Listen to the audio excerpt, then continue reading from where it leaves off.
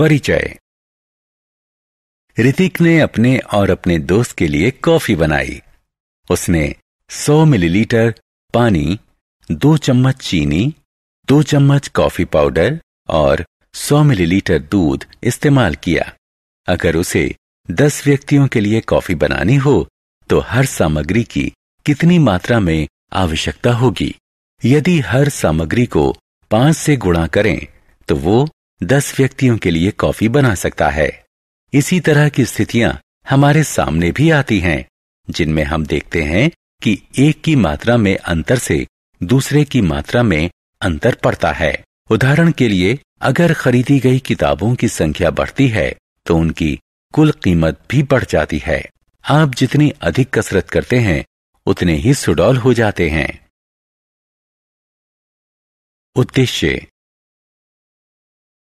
इस पाठ के अंत में आप निम्न करने में सक्षम हो जाएंगे: भिन्नता की अवधारणा पर चर्चा करना, समानुपात को परिभाषित करना, प्रत्यक्ष भिन्नता के अंतर्गत समस्याएं सुलझाना, विलोम अनुपात को पहचानना, विलोम अनुपात के अंतर्गत समस्याओं का मूल्यांकन करना।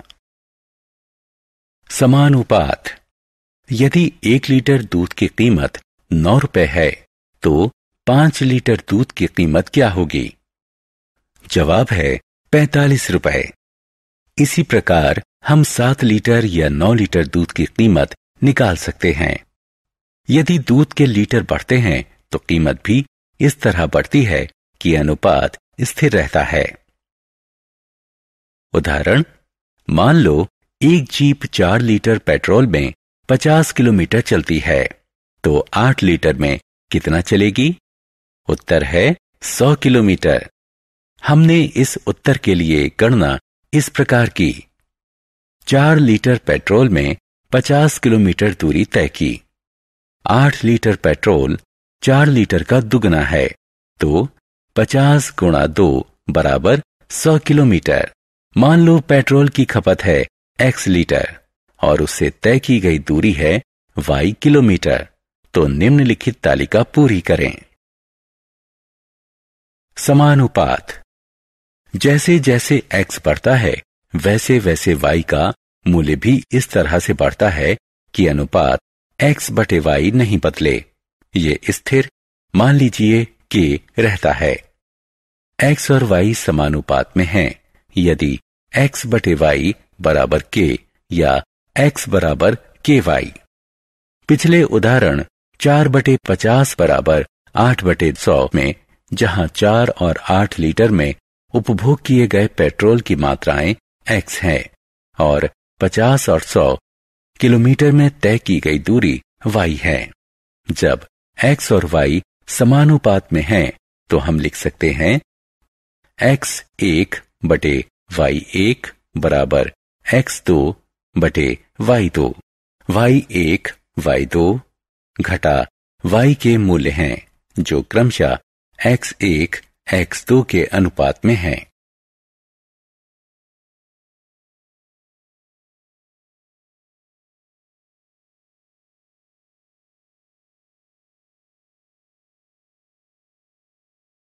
उदाहरण 2। 50 मीटर ऊंची एक मीनार की 35 मीटर लंबी परछाई पड़ती है, तो समान परिस्थितियों में उस प्रकाश स्तंभ की ऊंचाई क्या होगी जिसकी 45 मीटर लंबी परछाई पड़ती है? हल।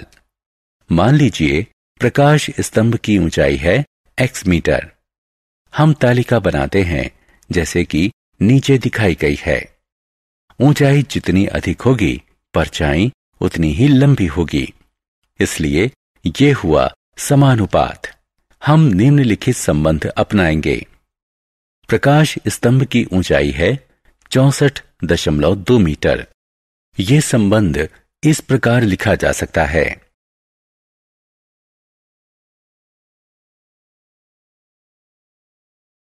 उदाहरण, एक विमान 520 किलोमीटर प्रति घंटा की समान गति से उड़ रहा है। 45 मिनट में वो कितनी दूरी तय करेगा? 500 किलोमीटर की दूरी तय करने में उसे कितना समय लगेगा? हल। मान लीजिए 45 मिनट में तय की गई दूरी x किलोमीटर और 500 किलोमीटर की दूरी तय करने में लगा समय y मिनट है। चूंकि गति समान है, इसलिए तय की गई दूरी समय के समानुपात में होगी। यहां x बराबर 390 किलोमीटर मिलेगा। एक विमान 45 मिनट में 390 किलोमीटर की दूरी तय करता है। चूंकि गति समान है, तो तय की गई दूरी समय के समानुपात में होगी। यहां y बराबर 57.69 किलोमीटर मिलेगा। विमान ने समय लिया 58 मिनट। विलोम अनुपात। दो मात्राएं कभी इस तरह से भी बदल सकती हैं, जिसमें एक मात्रा बढ़ती है और दूसरी घटती है। जैसे ज़ेरॉक्स प्रतियों की संख्या बढ़ती है और लागत कम हो जाती है। इसी प्रकार श्रमिकों की संख्या बढ़ती है और काम खत्म करने में लगने वाला समय घट जाता है। उदाहरण, एक हौद को 2 घंटे 30 मिनट में भरने के लिए 5 टैंकर चाहिए। उसी तरह के यदि केवल 3 टैंकर हों तो हौद भरने में कितना समय लगेगा? टैंकर जितने कम होंगे, हौद भरने में समय उतना अधिक लगेगा। तो ये विलोम अनुपात हुआ।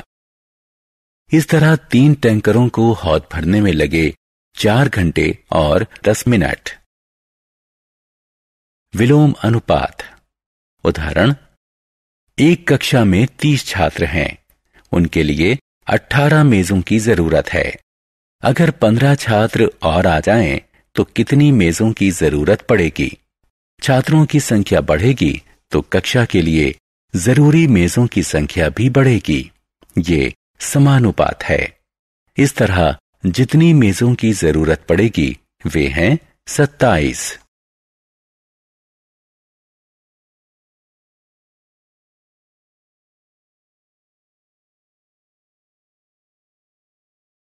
सारांश। आइए हमने जो कुछ सीखा है उसे संक्षेप में दोहराएं।